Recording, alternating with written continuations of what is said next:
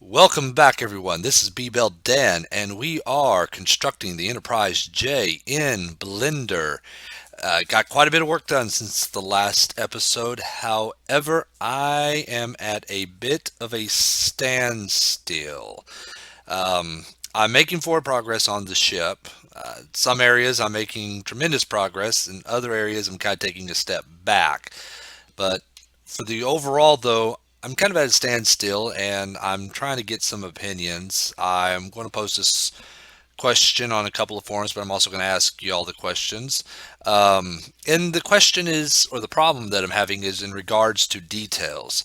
I said I was going to start working on the nacelles, and I really did work quite a bit on the nacelles, but I said I was going to try to work on some of the little finer details and things because one thing that really kind of makes or breaks the model is all the little details that you can kind of model into it.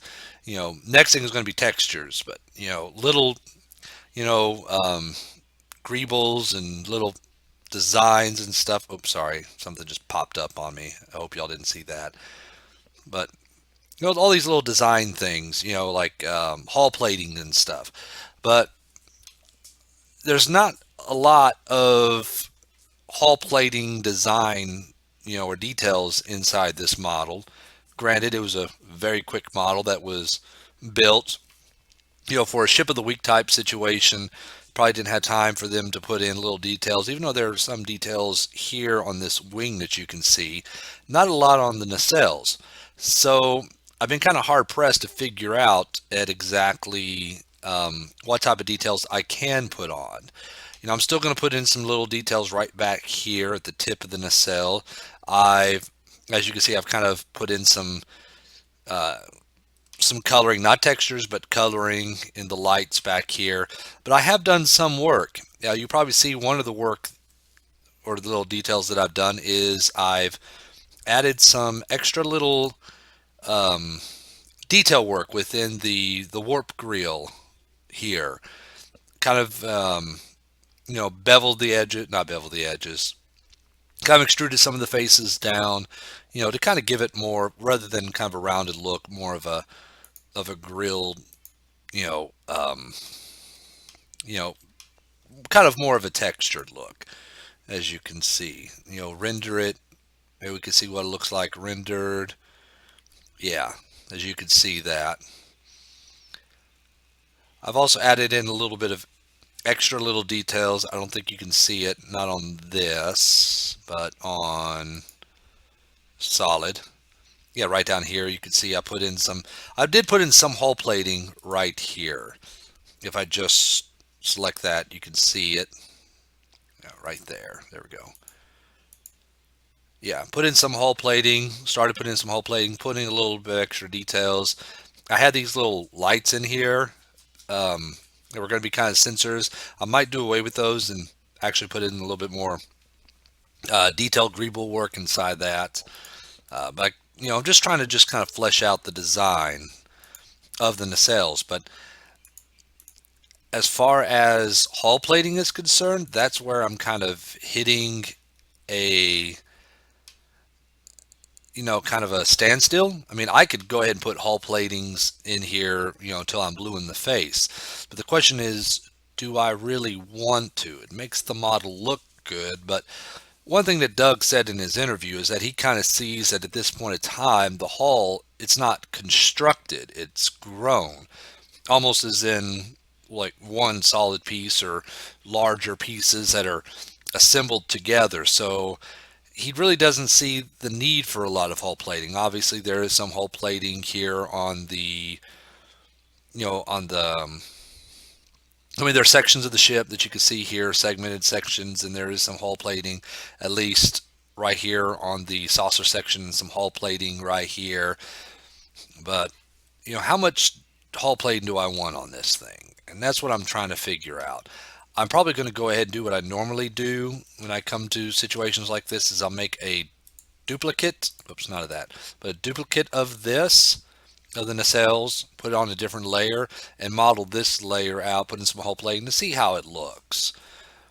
If I like it, I'll keep it. If not, well, I still have the the duplicate that I can go ahead and delete the original and continue working on with the duplicates. But I have done quite a bit of work on the ship itself. I went ahead and I got it new buzzard scoops. The older one, the model, the mesh wasn't really quite working very well. The edge loops wasn't working very well, so I made a new one. It has much cleaner loops and stuff in it. Looks a lot nicer as it is rendered, as you can. Oops, looks much nicer when it's rendered. Kind of gave it a little bit of a texture there, just to kind of toy around with it.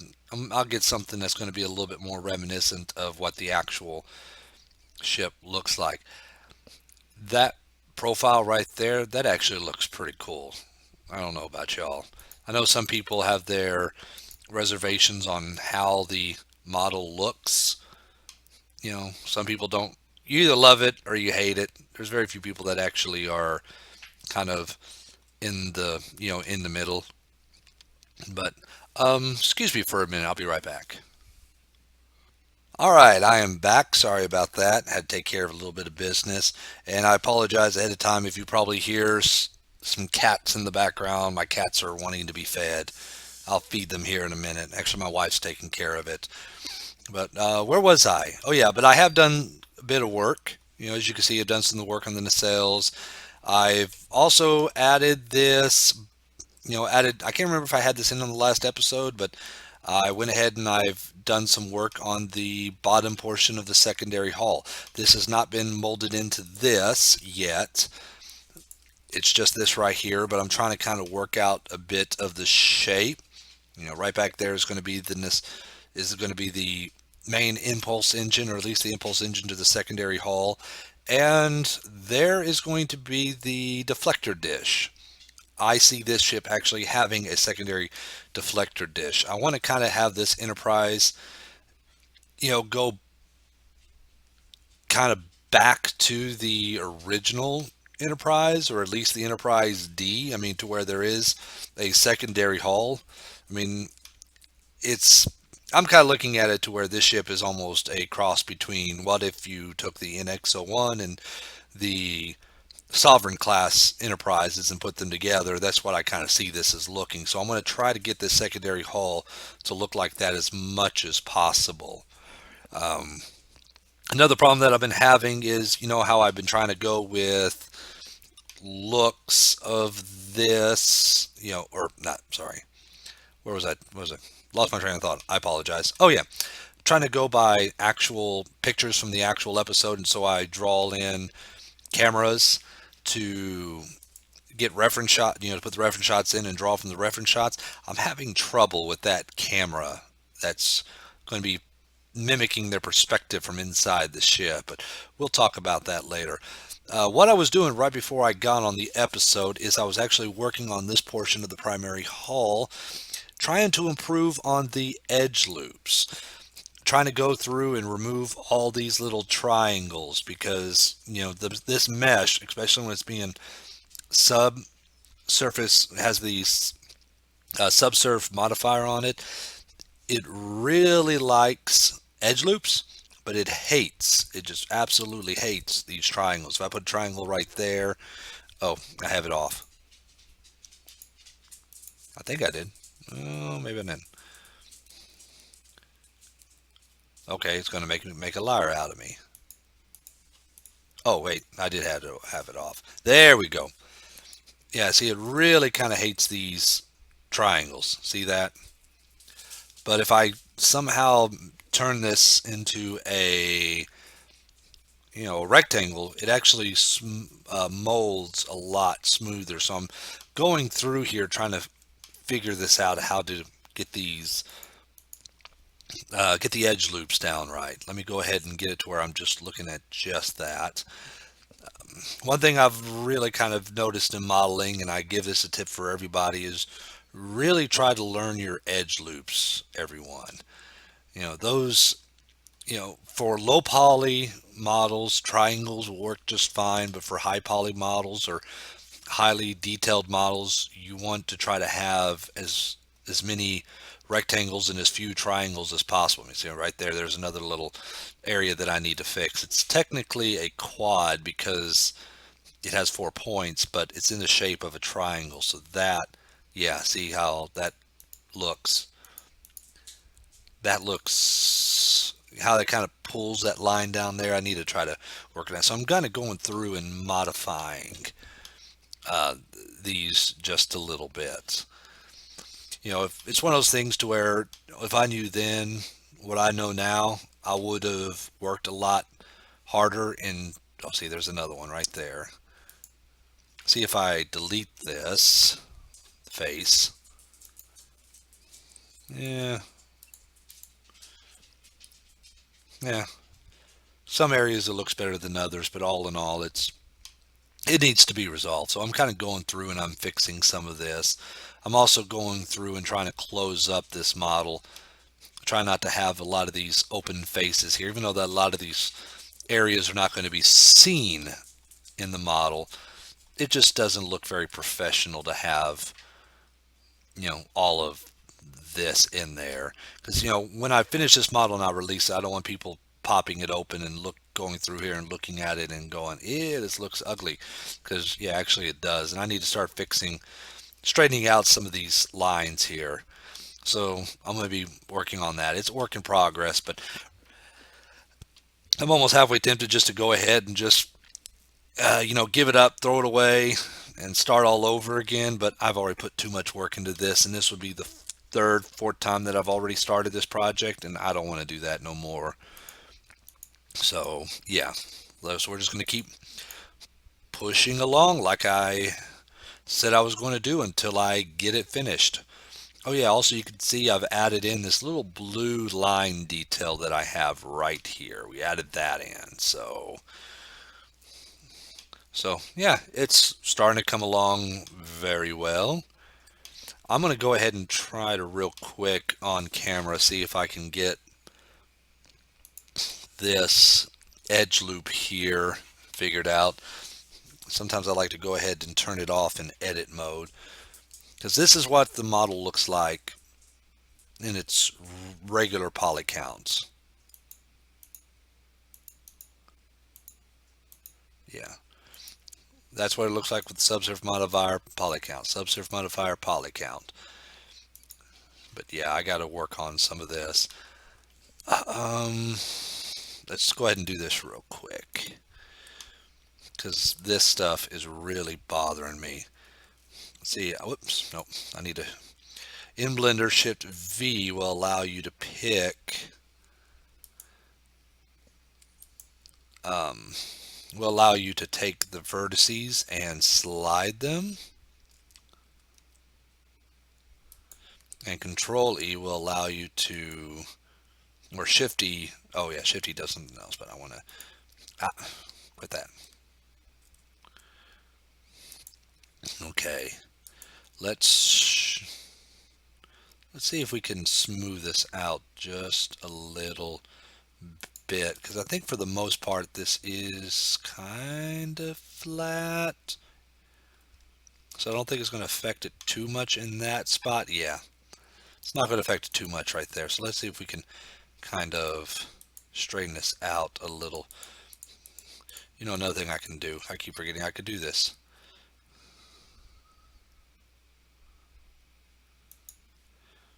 Okay, Shift V and there we go. So what I'm doing is I'm selecting all of these vertices. Well, actually that one I might have to leave well, yeah, let's see what happens. Actually, I'm going to need to do this in here. What I'm doing is I'm selecting these vertices and I am scaling them along the x-axis, and then I'm doing a Shift V to slide them over. Got to get that one right there to slide it over as well. There you go. There you go. See, it's starting to kind of flow a lot nicer. And that's what you want within your model. You want it to flow, kind of like pathways. If it gets all jumbled like this, it's more of a traffic jam. And plus, also, it helps when you want to put in extra lines into the model because, like, if I put a line, if I did a Control R, you could see it puts a line right there, but it stops right about, well, actually, no, it goes on, but, yeah, okay. Yeah, see, I can do that, but if I also did it right here, it goes that way or that way. Actually, that one's not too bad. That's not a, but see, what if I didn't want it to, okay, yeah, you see how it's going like that? I don't want that to happen, but I think that's more of something along the lines of the bottom. I would like this line to continue to flow this way, and this line could to continue to flow this way and not curve around here because I don't want to. Yeah, see, I don't want this line to be going along here. I want it to flow along this axis, and I don't want it to turn. Same thing with this one here. I don't want it to turn. I want it to flow. So you got to really kind of work on that stuff. So I got to find some way to take this and continue it along that way on this one.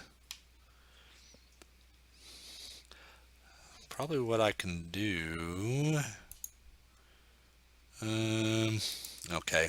I'll tell you what, I'll take care of a lot of that. I'm pretty sure that I'm at my limit on the time that I'm wanting to spend on this. And yeah, I don't want to have these videos go any longer than they really need to. So I'm going to go ahead and call it a stop right there. But yeah, if y'all don't mind, y'all are watching this, please leave in the comments. What do y'all think about, the, hull plating and stuff? Should we go with hull plating or should I try to keep it smooth and, rely on textures to give it more pop and details, to kind of really push home the idea that this ship is, it was grown, not necessarily built. It was all grown in one piece. So y'all let me know. Until next time, which the next episode I'll have up here within a few days, I might change a little bit. I might probably start off doing a little bit kind of a commentary and end in commentary, but in between, I'll probably do another, you know, time lapse and see if I can get a lot of this stuff done. Because, yeah, normally I could do two things at the same time, but for some reason, when I'm filming these videos and I start talking, I'm not really doing a whole lot. So, just so y'all can see a little bit more work being done, I'll probably do that in the next episode. We'll give that a try, do a little time lapse. But I'll definitely open up with some commentary to show you changes that I've made and end in the commentary to kind of explain some of the things that I've done. So, well, until then, thank you very much for watching. I hope you enjoy it. Please go back and look at the rest of my episodes. That way you're not, especially for those of y'all that are jumping in, if any of y'all are just jumping in on this first episode, go back and take a look about how this was being constructed. You can even go back in the first episode to see my first attempt at trying to, or second attempt actually, to try to create the Enterprise J.